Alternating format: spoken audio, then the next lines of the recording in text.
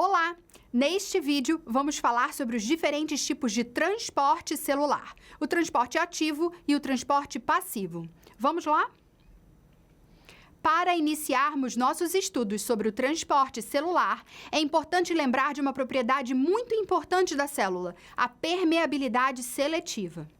As células interagem o tempo todo com o ambiente externo a ela. Elas interagem com o meio extracelular. Seja fazendo trocas gasosas por conta da respiração celular, seja obtendo íons e outras moléculas necessárias para seu metabolismo ou exportando outras tantas substâncias para outros locais e outras células. Contudo, não é qualquer substância que consegue atravessar a membrana da célula. A membrana da célula é capaz de controlar quais moléculas atravessam seus domínios e, por isso, dizemos que a membrana possui permeabilidade seletiva. Este controle é feito devido à sua natureza lipídica.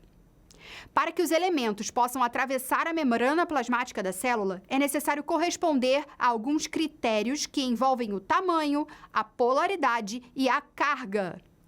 Por exemplo, moléculas menores têm mais facilidade de atravessar a bicamada da membrana. Moléculas apolares atravessam a bicamada da membrana com mais facilidade do que moléculas polares. Isso ocorre pelo fato de a membrana ser apolar. Moléculas com carga, mesmo as muito pequenas, não conseguem atravessar a bicamada lipídica livremente. Em resumo, no geral, as moléculas pequenas, apolares e sem carga têm maior facilidade em atravessar a bicamada lipídica. O gradiente de concentração, ou melhor, as diferenças de concentração entre o meio intracelular e o extracelular também são importantes no transporte de moléculas. Agora, você lembra qual é a diferença básica entre os tipos de transporte ativo e passivo? Vamos à explicação. No transporte passivo, a célula não gasta energia para que haja passagem de substâncias através da membrana, pois este transporte ocorre a favor do gradiente de concentração. Já no transporte ativo, a célula precisa gastar energia para a passagem de substâncias pela membrana, pois o transporte ativo ocorre sempre contra o gradiente de concentração, portanto, com gasto de ATP. Dentre os diferentes tipos de transporte passivo, temos a difusão e a osmose. Na difusão, o movimento de substâncias se dá do meio hipertônico, ou seja, do meio mais concentrado em soluto, para o meio hipotônico, ou seja, o meio menos concentrado em soluto, até que seja obtido equilíbrio entre os meios.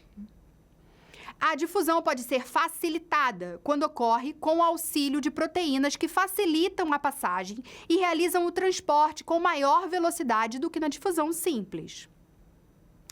Já na osmose, quem se movimenta através da membrana é a água e não o soluto.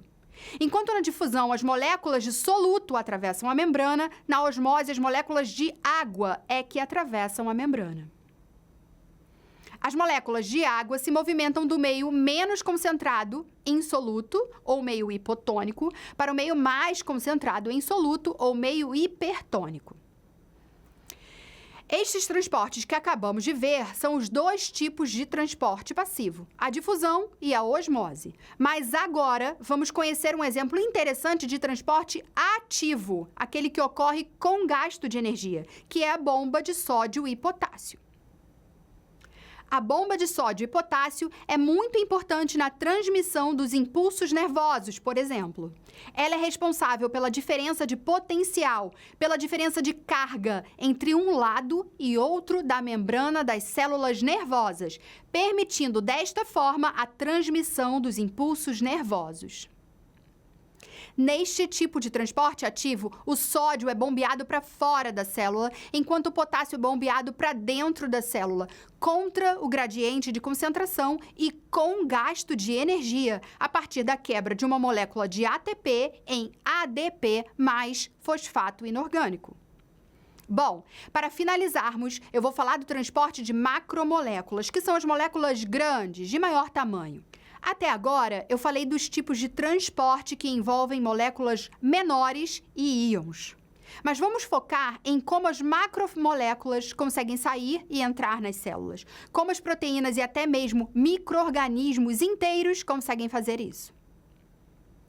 é preciso que ocorra alteração da morfologia da membrana celular para que essas macromoléculas sejam englobadas pela célula. A membrana forma dobras que englobam a macromolécula a ser transportada para dentro da célula, no transporte chamado endocitose. A fagocitose e a pinocitose são exemplos de endocitose. Na fagocitose são englobadas partículas sólidas, enquanto na pinocitose são englobados fluidos e partículas líquidas. No caso do transporte ocorrer no sentido contrário, ou seja, de dentro da célula para o meio extracelular, esse processo recebe o nome de exocitose. Bom, chegamos ao fim de mais um vídeo e eu espero que este vídeo tenha os ajudado a compreender melhor o conteúdo. Bons estudos e até o próximo!